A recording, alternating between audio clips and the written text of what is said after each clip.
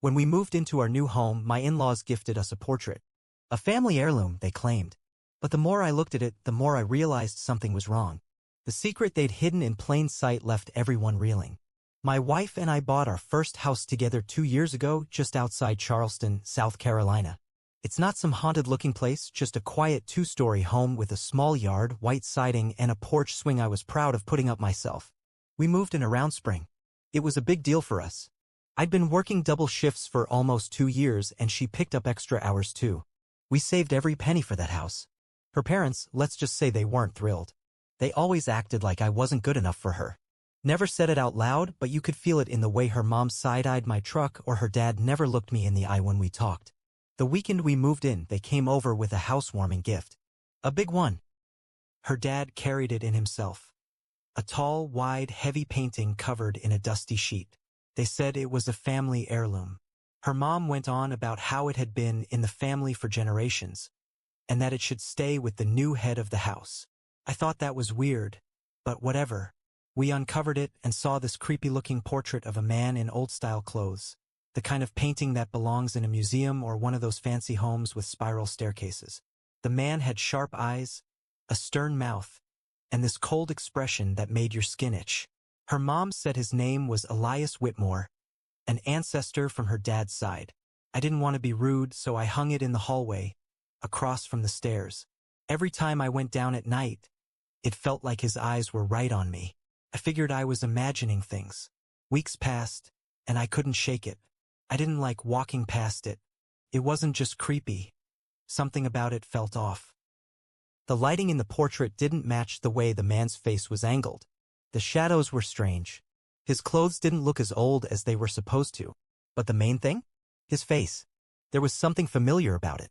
One night I was home alone. My wife was on an overnight shift at the hospital. I was halfway up the stairs when I stopped and stared at that damn painting. I don't know what came over me, but I grabbed it off the wall and took it down to the basement. I sat there under the single hanging light and just stared at the painting. Turned it over. The back was sealed up tight with an old paper label stuck to the frame, the kind you'd expect on museum pieces. It read Elias Whitmore, 1883. I Googled the name. I found nothing. No old records. No ancestry hits. Nothing in local archives. That's when I started digging. Over the next few weeks, I took photos of the painting and started sending them to online art forums and Reddit threads. One guy got back to me and said it looked almost identical to a painting in a historical collection in North Carolina, except the background was totally different. The original painting had an ocean behind the man. Ours had a field with a house in the distance. The guy even sent me the picture of the original. He was right. Same man, different setting. I went back and checked the painting frame again. There was something not right about it. I pulled at the backing until I managed to peel it off. Behind the canvas, tucked between the wood and backing board, was a folded, yellowed paper. It was brittle but still readable. It was a letter. It was dated 1972, signed by someone named Benjamin Whitmore. In it, Benjamin talked about covering up the truth and mentioned a necessary lie to protect the family name. He said the portrait was created to honor someone who didn't deserve it, that Elias was a stain on the family and that the original had been altered, literally painted over to hide the truth. Now I was angry. I took the painting to an appraiser in downtown Charleston. Guy had a small shop filled with dusty frames and old furniture. He spent about 20 minutes looking at it before confirming what I feared. It wasn't 1800s work. He said it was painted around the 1970s. Not a replica, a deliberate fake, styled to look older. I brought all of this to my wife. She thought I was overreacting at first. Said maybe her parents didn't know. But I pushed her to ask them. She called her mom that night while I sat nearby. As soon as she brought up the portrait, her mom went silent. Then said she didn't want to talk about it and hung up. That was it. The weirdness turned into full-on suspicion. I went back into research mode and started looking up public records tied to her family. Marriage certificates, obituaries, anything I could get my hands on. I eventually found something, an article from 1974 about a man named Elias Whitmore Jr., arrested in connection with multiple disappearances in the Charleston area. He wasn't convicted, but he was considered the prime suspect in at least 4 missing persons cases, including 2 children. My blood ran cold. The photo in the article showed a man who looked just like the guy in the portrait. Same face, same dead eyes. I printed it out, put it next to the painting, and showed it to my wife. She turned white, said she had never heard of this man. She called her dad this time. He denied everything, said I was digging up trash, that Elias was a misunderstood relative, claimed it was all rumors. That's when I knew it was a cover-up. They knew. I asked them straight up why they gave us the painting. Why now? Her mom just said, "It was time. That's all. It was time." Something cracked in me after that. I started thinking about the wording in that letter. Covering up the truth. Protecting the family name. They gave me that portrait knowing full well who that man was. Not some proud ancestor. Predator. A monster they wanted to keep hidden. I couldn't sleep after that. Couldn't walk past that thing without wanting to burn it. But then something hit me. Maybe they gave me that painting as some weird test. Or maybe they wanted someone else to carry the burden. Whatever it was, I wasn't going to stay quiet. I didn't tell my wife what I planned to do next. I wasn't even sure what I was going to do, to be honest. But I knew I couldn't let it go. I started looking deeper into those old case files. Took time off work. I told my boss it was family stuff. And that was true, I guess. I went down to the Charleston County Library archives. Got access to the microfilm records. The name Elias Whitmore Jr. popped up a lot more than I expected. Not just in the papers, but in police logs, reports that were closed with no arrests, strange accidents, even arsons. The more I read, the more it felt like everyone just stopped talking about him after 1975. Like someone flipped a switch and scrubbed him from local history. But here's the twist that knocked the wind out of me. One article mentioned a family photo taken during the 4th of July parade in 1971. I got a copy. I stared at it for an hour before I realized who else was in that photo. A teenage version of my wife's dad, standing 2 steps behind Elias, smiling. I compared that to the wedding album my wife's parents had let us borrow when we were planning our own wedding. There was a man in one of the group shots off to the side, cropped halfway out. No one had ever told me who he was. I thought he was just a random uncle. Same man, Elias. He had been at their wedding. I printed both photos, circled the faces, and left them on the kitchen counter. My wife saw them when she got home from work. She picked them up slowly, looked at them for a long time and said nothing. Then she sat down at the table and asked me, "What do you think they're hiding?" It was the first time she really let herself believe something wasn't right. That her parents had lied, not just to me, but to her too. And that's when she told me something I'll never forget. She remembered her dad once telling her, sometimes people make monsters and sometimes families keep them as pets. She'd thought it was a weird comment at the time. Now it felt like a confession. That night, I got a call from an unknown number. I picked up, expecting a telemarketer. It was her dad. He sounded calm. Too calm. He said, "You don't know what you're playing with. Some things are better left buried." I didn't respond. Just hung up. The next day, when I went down to the basement to grab the portrait, it was gone. I searched the whole house. Asked my wife. She hadn't touched it. We had no house guests. No one had a key but us. Someone had broken in, but only to take the painting. That same night, the motion light in our backyard went off at 3:12 a.m. I checked the camera. A tall man in a dark coat walked through our yard and stared directly at the camera before the feed went static. Police found no signs of forced entry. Nothing stolen. Just the painting. And that footage? Gone from the cloud the next morning. Wiped clean. My wife finally broke down. Said her dad had always been off. Controlling. Cold. But she never connected it to anything like this. She admitted something else, too. When she was young, maybe 6 or 7, she remembered waking up one night and seeing a man in the hallway just standing and watching her. She always assumed it was her imagination. Now she wasn't sure. We moved the next week, put the house up for sale and left half our stuff behind. But it didn't stop there. The day after we moved into the apartment, a letter came in the mail. No return address. Just a folded piece of paper inside. One sentence, "You should have let sleeping dogs lie." I showed it to the cops. They said there was no threat in it. Nothing they could do. But 2 days later, someone followed me home from work.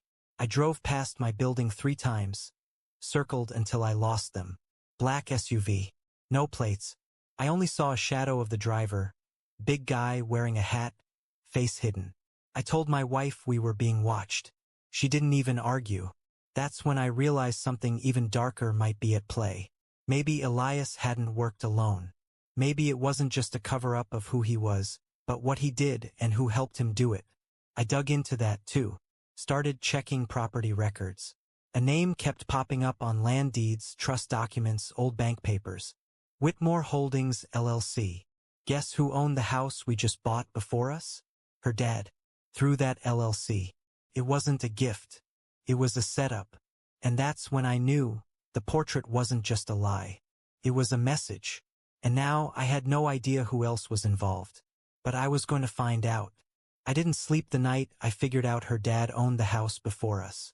I kept replaying everything. The gift of the house. The portrait. The warning.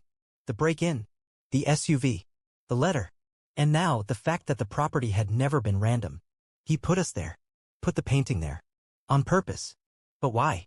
My wife started to spiral. She was angry at me for digging, but angrier at her parents. She didn't want to believe it, but the proof kept piling up. And then she remembered something else. Something she'd never told me. Back when she was a teenager, she snuck into her dad's study to use his computer. He was old school and never let anyone in. She remembered seeing a locked folder on the desktop named archive_AW. She tried to open it. Password protected. She got scared and never tried again. But now it felt like that folder might hold everything. So I asked her if she knew the password he might have used. She shrugged and said he always used birthdays. Or death days. I asked whose. She looked up at me and said his brother died when he was a kid. Drowned in a lake. I paused. Do you know which lake? She shook her head. I googled drownings in South Carolina from the 1970s. It took hours, but I found it. A small news clipping about a Robert Whitmore, age 11, presumed drowned in Lake Marion. Body never recovered. Presumed. Not confirmed. Something didn't feel right. Why wasn't the body found? Then I found another file, an old sheriff's report that mentioned local speculation that the boy was kidnapped, not drowned. But the case was closed because the only suspect died in a fire days later. Guess who was mentioned as a close family friend of the missing kid? Elias Whitmore Jr. It was all circling back. And now the twist that hit hardest. I dug into property records for the land around Lake Marion. One plot near the water had been sold 3 times to shell companies, but they all traced back to Whitmore Holdings LLC. The name of the original buyer? Robert Whitmore. He never died. He changed his identity. Her dad was Robert Whitmore. That's why no death certificate existed. That's why everything about Elias had been buried, because Robert had been there. Because he knew. Maybe he helped. Maybe he watched. Maybe he joined in. And then I realized something that nearly made me sick. If Robert faked his death and grew up in hiding and inherited the name of a missing boy, then who the hell was Elias really? I went back to the photo from the wedding album, took it to a facial recognition app. I uploaded the wedding photo and the newspaper photo of Elias from the 1970s. They didn't match. Different people. Same name. The man in the portrait wasn't Elias at all. He was the real Robert Whitmore. And the man we thought was Robert, my wife's father, was Elias. He took his brother's identity. He took his name, his life, maybe even his property. The one labeled a monster in the letter? It wasn't about Elias. It was about Robert, the portrait subject. That letter was Elias trying to cover his tracks. Blaming everything on his brother, then assuming his identity after the supposed drowning. The man who gave us the portrait had killed his own brother. And now I had proof. But I also had a massive problem. If I exposed this, if I went public, what would happen to my wife? Her entire life had been a lie. Her last name was a lie. Her identity, her childhood, all of it rooted in a cover-up tied to a murder, maybe more. And worse, someone still wanted it buried. Because right then, as I stood holding both photos, trying to decide what to do, there was a knock at the door. Not a hard knock. Not aggressive. Just a quiet, slow knock, 3 soft taps. And when I opened it, no one was there. But on the doormat was a framed photo. Same size as the portrait. It was a copy of our wedding photo. Only this time, someone had drawn a red X across my face. After the photo with the red X showed up, I knew it was war. I didn't call the police this time. I knew they wouldn't do anything. There was no evidence. No fingerprints. Just silence. But I couldn't sit around waiting for the next message, the next scare tactic. So I did something I probably shouldn't have. I broke into my father-in-law's house. It was empty. I made sure he and my mother-in-law were out of town. They were visiting her cousin in Georgia. I had 2 hours, maybe 3, before someone would check in. I went straight to his office. Same desk my wife had seen as a kid. Same old computer. I brought a USB stick and a small camera with me. I booted it up, typed in the birth date from the drowning article, the one about Robert. Password worked. The folder opened. What I found still keeps me up at night. Dozens of documents. Newspaper scans. Photos. Names of families. School records. People who had vanished in the 70s and 80s. Every file was labeled with dates and notes, some in code, others written plainly. One folder was labeled Control. Inside were notes about shaping memory, rebuilding identity, eliminating risk. I scrolled until I saw a folder with my name. That's when I realized something I hadn't expected, something that knocked the air out of my chest. He'd been watching me for years. There were screenshots of my social media, copies of job applications, even notes from interviews I did 10 years ago. He knew where I lived before I met his daughter. He knew who I dated before her. Notes about my family's money problems, my dad's health issues. It was all there. I wasn't chosen by accident. He picked me. I was someone easy to control. Someone with no family nearby. Someone who'd be grateful for a house, a gift, a chance to feel like I belonged. The portrait wasn't just a symbol of family. It was a test. Could I keep the secret? Would I bury it like they did? I downloaded everything. I left the house exactly as I found it. But by the time I got home, my wife was gone. No note. No call. Her phone? Dead. I checked security footage. Someone had disabled it 5 minutes before the last alert. It had to be him. I called the cops. This time I had evidence. Real stuff. I sent the files to a journalist friend I knew from college who worked in Atlanta. He called back in a panic. Man, he said, do you realize what you just gave me? These people, they paid off cops, judges, therapists, social workers. There are names in here that are still in power. He told me to lay low. I couldn't. Not while my wife was missing. 3 days passed. No word. Then a package arrived. No return address. Inside was a burner phone. It lit up with one message, meet me where it began. Lake Marion. I knew it was him. I drove out there. Didn't tell anyone. Didn't bring a weapon. Just the phone and the USB drive. I found him standing on the dock. My wife was beside him. She looked pale, confused. Like she'd been crying for days. He turned around. Calm. Cold. You should have stopped, he said. You could have had a quiet life. I asked him what he did to her. He said, nothing. Yet. And that's when I made my choice. I took out the USB and tossed it into the lake. He looked shocked. For the first time ever. I said, it's backed up in 3 places. Try me. He stared at me, then turned to my wife. See? He's just like me. That rage. That instinct. It's in all of us. She didn't say anything. Then, slowly, she stepped back from him and pushed him. He stumbled, lost balance, fell into the lake. He didn't come back up. We waited. Nothing. And my wife whispered. He always said he couldn't swim. She never looked away from the water. Neither did I. The files went public a week later. My journalist friend published everything. The story hit national news. People were arrested. Judges stepped down. Families filed lawsuits. It tore open a part of Charleston no one wanted to face. As for us, we moved, changed our names. She took therapy seriously. So did I. But here's the part I'll never forget. I had a chance to stop early on. I saw the signs. I kept digging even when she begged me to leave it alone.